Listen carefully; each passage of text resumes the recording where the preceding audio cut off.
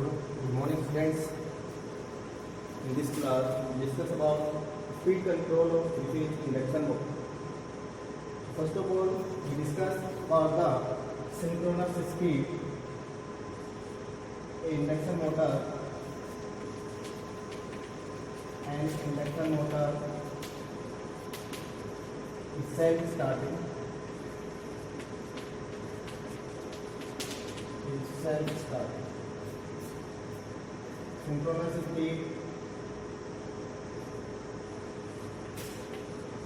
Synchronous speed ns is equal to 120 m upon p. This is the speed of rotating magnetic field speed. Rotating magnetic field speed ns is equal to 120 f upon p. Torque in the motor, torque T is equal to F into square R2 upon under root R2 square plus Fx2 square. At stand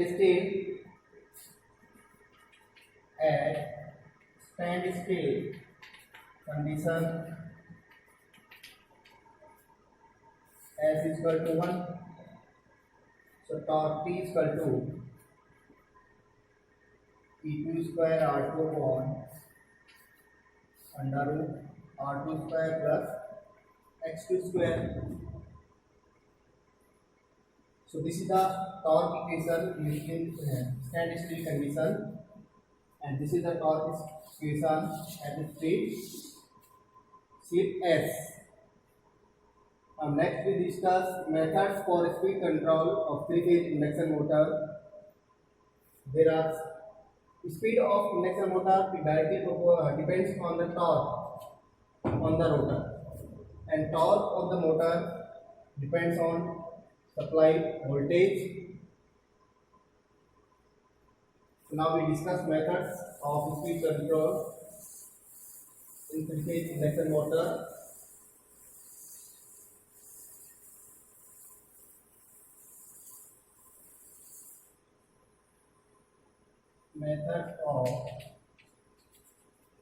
Methods of speed control in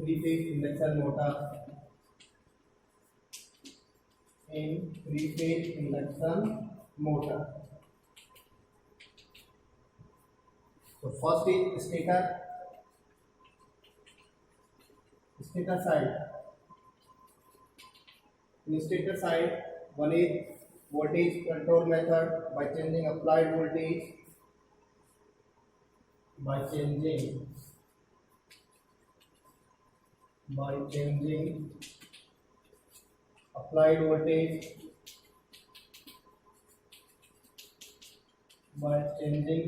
voltage second by changing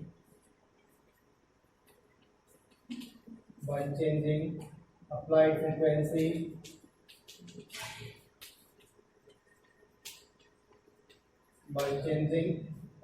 frequency and third is by changing number of stator poles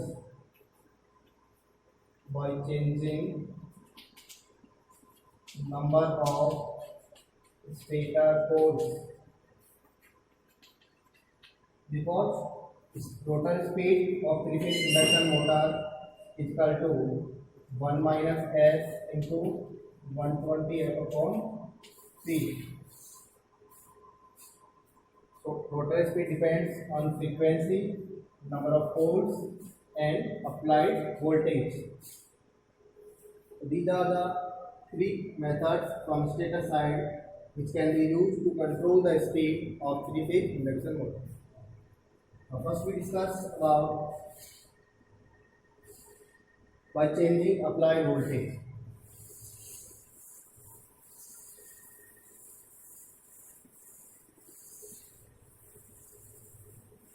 By changing applied voltage. by changing applied voltage. Applied voltage. As we know that torque in three-phase induction motor, torque P is equal to S E2 square for under root R2 square plus S of X2 square. When losses are neglected,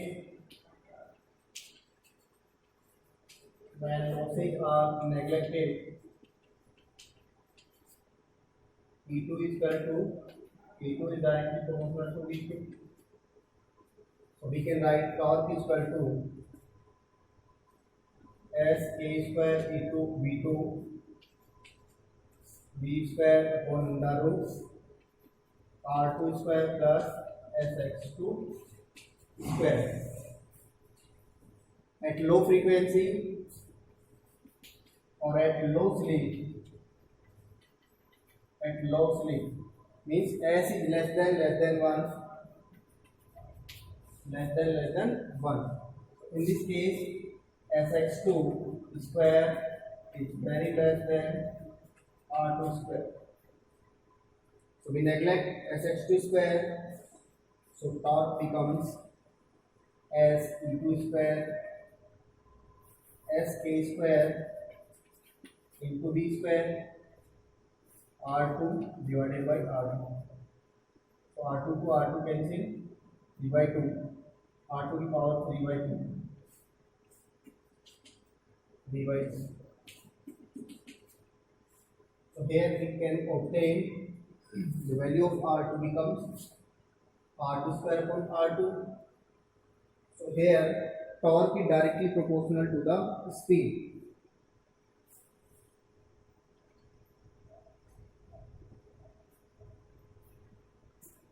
Torque T is directly proportional to square of applied voltage.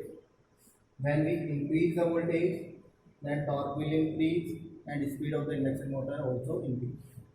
When we reduce the applied voltage, then torque will decrease and speed of induction motor also decrease. This is the method of speed control by changing applied voltage.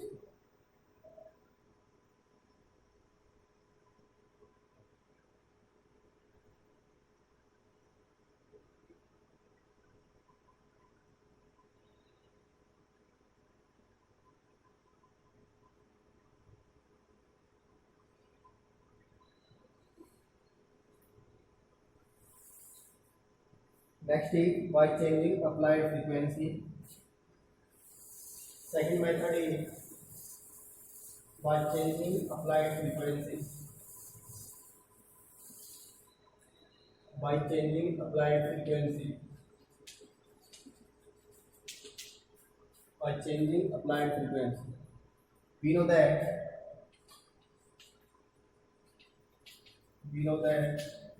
induced EMF in rotor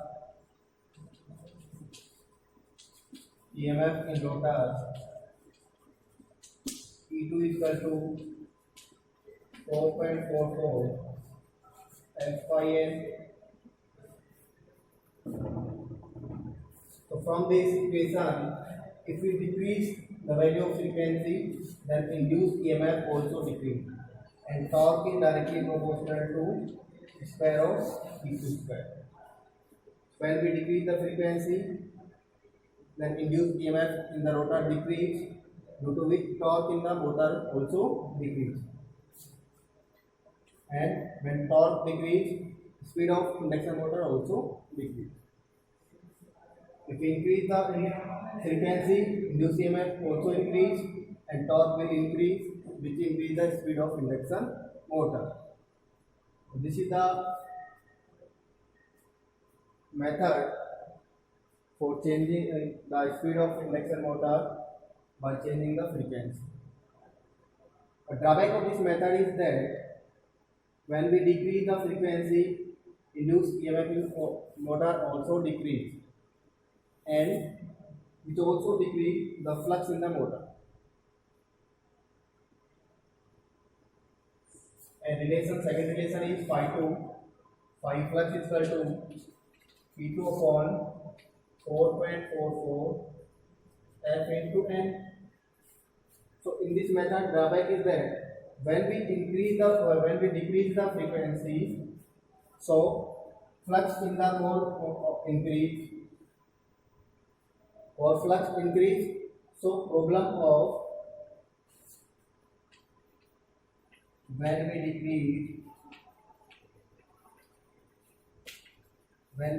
the frequency, applied frequency,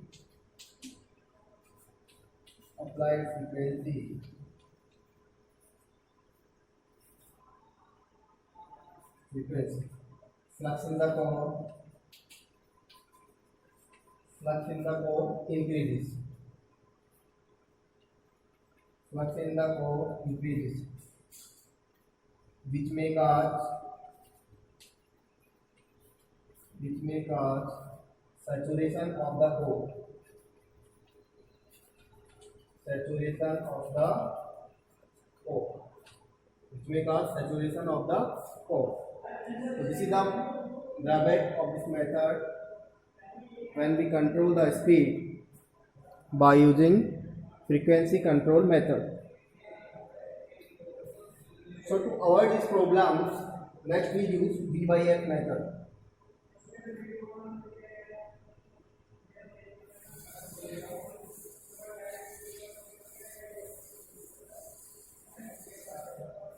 So to avoid this saturation,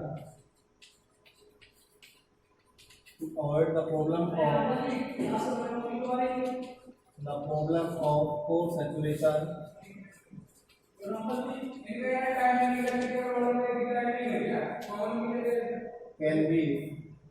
saturation of the core can be avoided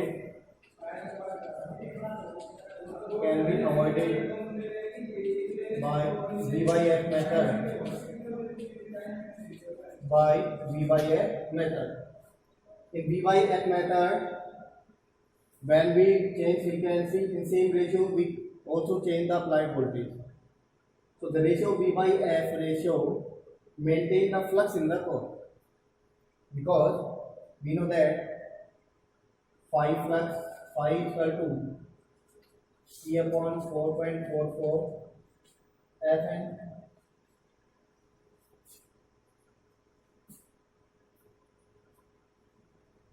So E by F, or we can say that E by F or V by S is to 1 upon 4.44 into N.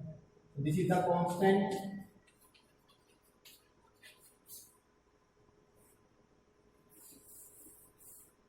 So in V by F method, when we decrease the frequency in same ratio, we also decrease the applied voltage. So V by F ratio remain constant. V by ratio remain constant, flux in the core remain constant.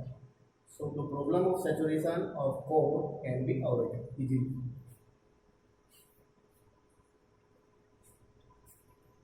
And when this factor decrease the flux and decrease the speed of induction voltage. Now next method is slip power recovery method.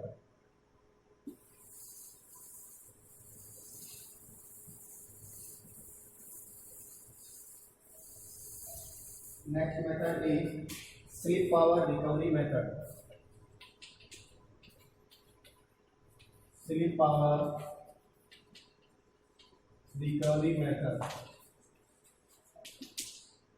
Slip power recovery method.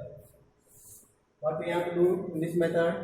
In slip power recovery method, output of the rotor is given to the input of the motor. So which increase the efficiency of the motor. So now we draw circuit for slip power recovery method.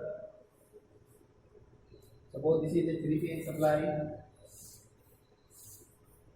and a motor is supplied with the help of 3-phase supply. Suppose this is 3-phase induction motor, and now we supply this motor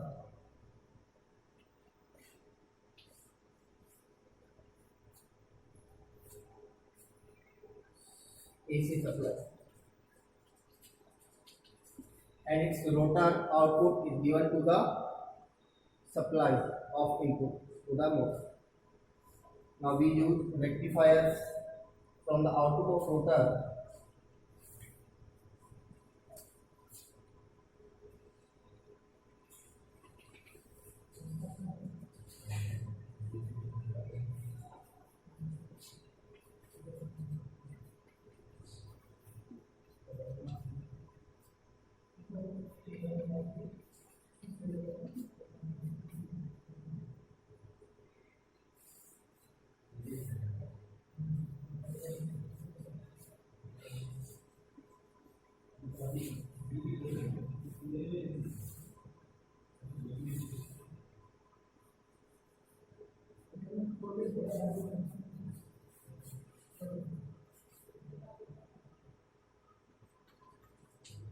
Again,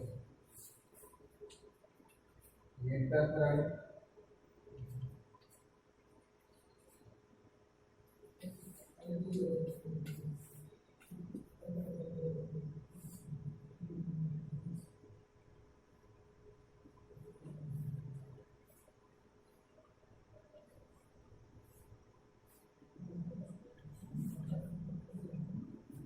this is the slip power recovery method. Here, this is the field winding of the motor excitation system. You can say that field circuit, DC exciter, DC exciter. So when when we decrease the speed of motor, then we leave the motor to rotate freely. So in this condition, EMF is induced in the rotor of the motor, which can be supplied to the input of motor. This method increase the efficiency of the induction motor. So thank you for today class.